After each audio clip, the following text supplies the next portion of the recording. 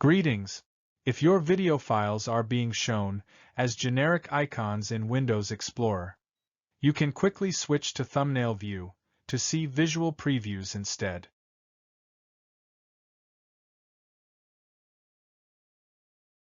Press the Windows icon to open Windows Performance options.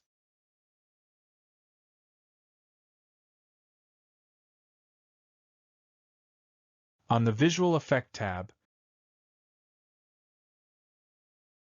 choose the Show Thumbnails instead of Icons. Click Apply and OK.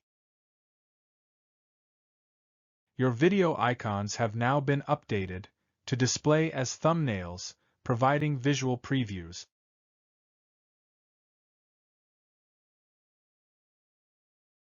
In the File Explorer window, click the three dots and choose Options.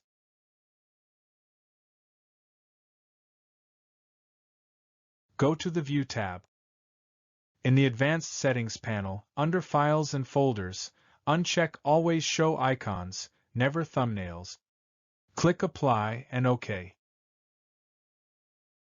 If changes are not reflected instantly, repeat the process.